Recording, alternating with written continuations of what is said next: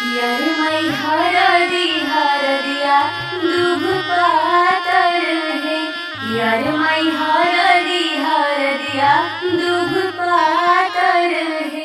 यरमई हरदी हरदिया दूब पातर है। यरमई लागे आज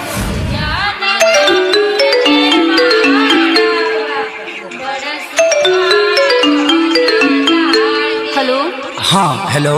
कहाँ बाड़ा? घरे बनी। अरे जल्दी आवा ना। अरे इतना जल्दी कब आ? हमरा ये सब कुछ नहीं सुने के, जल्दी आवा ना। अरे तो इतना घबराइल काहे बड़े? हमरा जिंदगी और मौत के सवाल बा, प्लीज जल्दी आ जाना। ठीक बा आओ।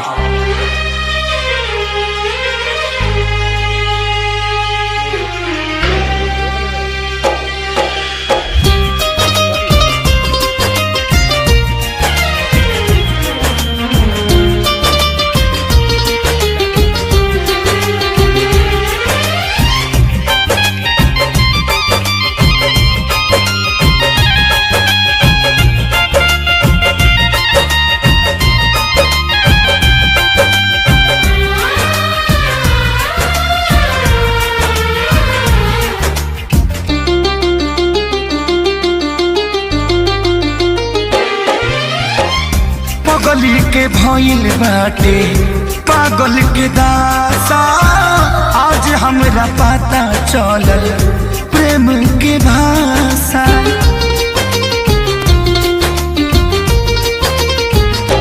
हाँ पगली के भइल बाटे पागल के दासा, आज हमरा पता चलल प्रेम के भाषा।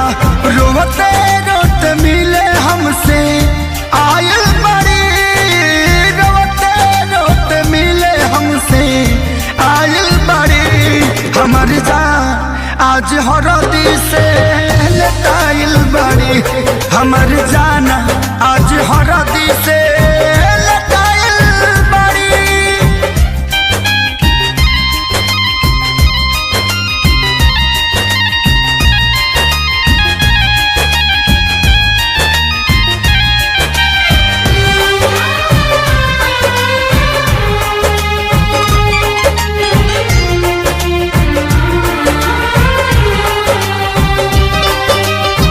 घर परिवार देख खोजत होई